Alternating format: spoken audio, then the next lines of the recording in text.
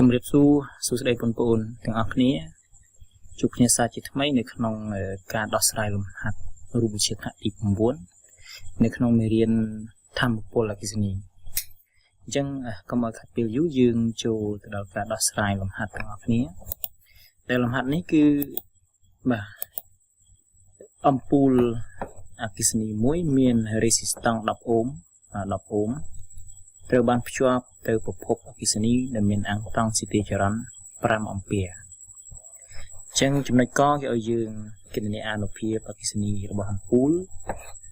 ចំណុចខឲ្យយើងគណនាធម្មពលអគ្គិសនីដែលស៊ីដុំសំទោសអគ្គិសនីដែលអំពូលស៊ីក្នុងរយៈពេល1ម៉ោងរយៈពេល1ម៉ោងគិតជាស៊ូលហើយនឹងគិតជាគីឡូវ៉ាត់ម៉ោងដែលយើងសរសេរជា kWh បាទគីឡូវ៉ាត់ម៉ោងណាអញ្ចឹងគេឲ្យស្រាប់គឺគេឲ្យតម្លៃ1គីឡូវ៉ាត់ម៉ោងនេះគឺស្មើនឹង36 គុណ 10 ស្វ័យគុណ 5 ស៊ូលទីកគេឲ្យយើងរកប្រាក់ចំណាយក្នុងការប្រើប្រាស់នេះបើធម្មពលអគ្គិសនីថ្លៃ550រៀលក្នុង1គីឡូវ៉ាត់ម៉ោងអញ្ចឹងជាទូទៅយើងធ្លាប់ឃើញតម្លៃกระดาษភ្លើងនៅពេលដែលគេឲ្យកระดาษភ្លើងយើងអាចយកបាទចប់មេរៀនទៅយើងអាចចេះគុណទាក់ទងទៅនឹងការចំណាយក្នុងមួយខែតែយើងចំណាយអស់ប្រមាណរៀលណាអស់ប្រមាណរៀលនៅពេលដែលយើងប្រើភ្លើងបាទខ្ញុំគិតជាទូទៅនេះគឺតម្លៃនេះគេឲ្យ750រៀលក្នុង1គីឡូវ៉ាត់ម៉ោងក៏ប៉ុន្តែបើសិនជាក្នុងជីវភាព800រៀលក្នុង1គីឡូវ៉ាត់ម៉ោងយើងគុណតាមនឹងទៅអូខេអញ្ចឹងយើងចូលទៅលើដំណោះស្រាយទាំងអស់គ្នាបាទខ្ញុំដាក់ដំណោះស្រាយ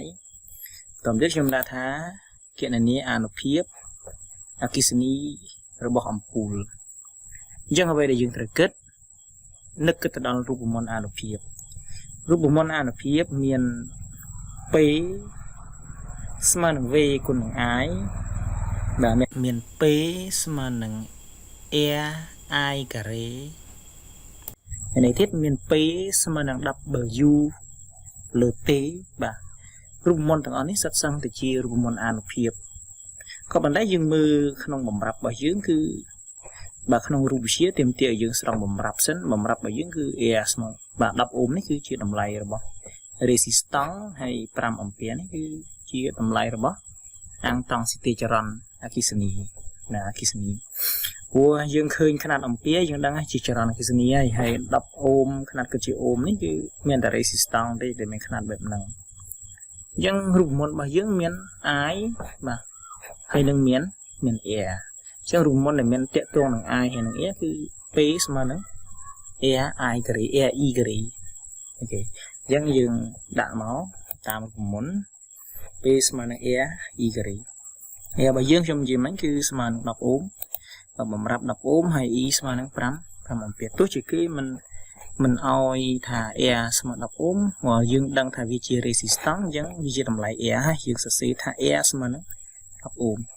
រីឯ5អំពែនេះទោះជាគេមិនសរសេរថា E ស្មើ5អំពែក៏យើងអាចសរសេរថា E ស្មើ5អំពែព្រោះវាជាអង្គត្រង់ស៊ីទីចរន្តបានប៉ុណ្ណឹងហើយយើងជំនួសចូលទៅ air ស្មើ10ចំនួន10កន្លែង air នេះកន្លែង E នេះយើងជំនួសដោយ5អញ្ចឹងយើងបាន2ស្មើនឹង10គុណនឹង5ការ៉េបាទ5ការ៉េ25គុណ10 250បាទគឺយើងគិតជាវ៉ាត់អានុភាពគិតជាវ៉ាត់អញ្ចឹងយើងឆ្លើយមកដូចនេះអានុភាពអគ្គិសនីរបស់អំពូលបាទ P ស្មើនឹង250វ៉ាត់អូខេ250វ៉ាត់ដល់ទៀតយើងរកសំណួរកឃើញយើងត្រូវរកសំណួរខក្នុងសំណួរខនេះយើងមាន2ផ្នែកគឺមួយគិតជាស៊ូលមួយទៀតគិតជាគីឡូវ៉ាត់ម៉ោងនៅក្នុងការគិតជាស៊ូលស្រួលព្រោះយើងមានអានុភាពគិតជាវ៉ាត់ដើម្បីបានស៊ូលគឺយើងយកវ៉ាត់គុណនឹងរយៈពេលឬគុណនឹងវិនាទីបាទមានន័យថាដើម្បីបានស៊ូលរស់ត្រាតែវ៉ាត់គុណនឹងវិនាទីបាទយើងគិតនៅក្នុងຂະຫນាត់អន្តរជាតិ SI អូខេអញ្ចឹងយើងតចំណុចខបាទ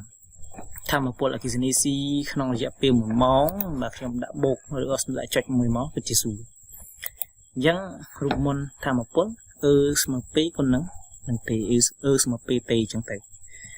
P bảo dương rọc khơi mánh cứ pi rói 50 W រីឯ T គេនិយាយពី1ម៉ោងចឹង1ម៉ោងគឺមាន60នាទីហើយមានប្រហែលបាទមាន 3600 វិនាទី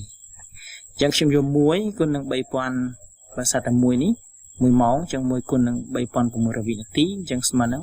3600 វិនាទីអូខេ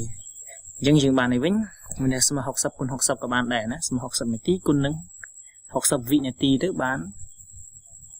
បាន 3600 វិនាទីបាទយើងសរសេរបែបហ្នឹងមកហើយចំនួនចូលក្នុងរូបមន្តទៅបាទ250គុណនឹង3600គឺបាន9គុណនឹង10ស្វេគុណ5ស៊ូលបាទខ្ញុំសរសេរកាត់តែម្ដងណាតាមពិតយើងគុណទៅគឺបាន9ហើយ0នៅខាងក្រោយគឺ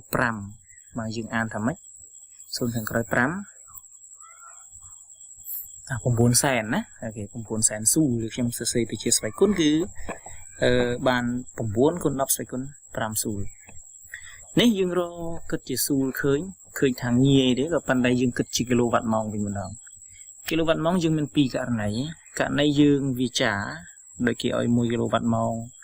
ស្មើប្រមាណស៊ូលយើងមានប្រព័ន្ធនេះស៊ូលអញ្ចឹងយើងបាន x គីឡូវ៉ាត់ម៉ោងអញ្ចឹងទៅឬក៏ព្រីមអញ្ចឹងទៅណាអត់បញ្ហាទេក៏ប៉ុន្តែបើសិនជាយើងអត់ចង់វិចារបែបនោះយើងគណនាតាមរូបមន្តដោយយើងធ្វើម៉េចយើងត្រូវបំបែកអានុភាពនេះទៅជាគីឡូវ៉ាត់ម៉ោងសិនហើយរយៈពេលគឺយើងទុកជាម៉ោងអញ្ចឹងបានដូចគ្នាទេណាបានដូចគ្នាអញ្ចឹងក្នុងនេះខ្ញុំលក្ខណៈធ្វើតាមសមាមាត្របាទគិតជាគីឡូវ៉ាត់ម៉ោង kWh ខ្ញុំតាំងព្រីមជាថាមពលអគ្គិសនីគិតជាគីឡូវ៉ាត់ម៉ោងខ្ញុំតាំងវាអញ្ចឹងយើងដឹងហើយបំរាប់មិញគេឲ្យ1គីឡូវ៉ាត់ម៉ោងគឺស្មើនឹង36គុណ10គុណ5ស៊ូលអញ្ចឹង1គីឡូវ៉ាត់ម៉ោងស្មើប្រព័ន្ធនេះស៊ូលចុះបើសិនជាយើងមានថាមពលនេះ9គុណ10គុណ5ស៊ូលបានប៉ុន្មានគីឡូវ៉ាត់ម៉ោងអញ្ចឹងខ្ញុំតាំងព្រីមជាថាមពលគិតជាគីឡូវ៉ាត់ម៉ោងអញ្ចឹងយើងបានព្រីមស្មើនឹងបាទស្មើនឹង9គុណនឹង10គុណ5ចែកនឹង36គុណ10គុណ5អញ្ចឹងចែកទៅគឺបាននឹង 0.25 គីឡូវ៉ាត់ម៉ោងបាទយើងប្រើតាមវិធីសមាមាត្រណាខ្ញុំសរសេរកាត់តែម្ដងអញ្ចឹងខ្ញុំយកបានប៉ុណ្ណេះចែកទៅឃើញគីឡូវ៉ាត់ម៉ោងអញ្ចឹងថាមពលដែលអំពូល C បាទក្នុងរយៈពេលគិតជាគីឡូវ៉ាត់ម៉ោងក្នុង1ម៉ោងនេះយើងគិតជាគីឡូវ៉ាត់ម៉ោងគឺថាមពលនេះគឺ 0.25 គីឡូវ៉ាត់ម៉ោងអញ្ចឹងខ្ញុំឆ្លើយមកថាមពលអគ្គិសនី C ក្នុងរយៈពេល1ម៉ោងគឺបើសិនជាគិតជាស៊ូលគឺ9គុណ10គុណ5ស៊ូលបើសិនយើងគិតជាគីឡូវ៉ាត់ម៉ោងគឺ0.25 គីឡូវ៉ាត់ម៉ោងបាទអញ្ចឹងក្នុងនេះគឺយើងដោះស្រាយតែប៉ុណ្នេះហើយយើងចូលទៅលើសំណួរកម្ដងគោ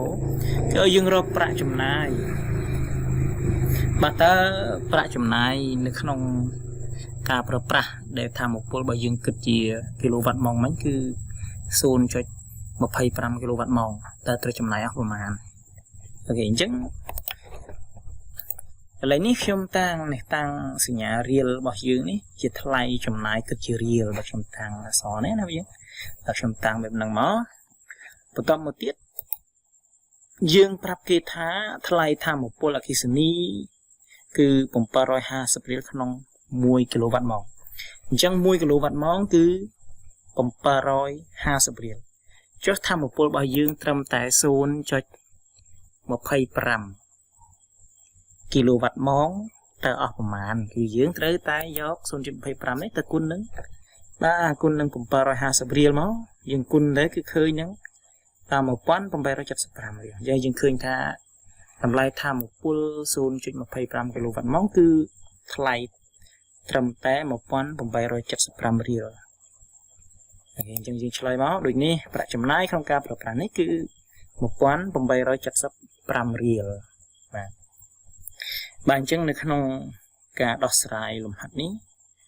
ខ្ញុំសូមបញ្ចប់តែប៉ុណ្ណេះ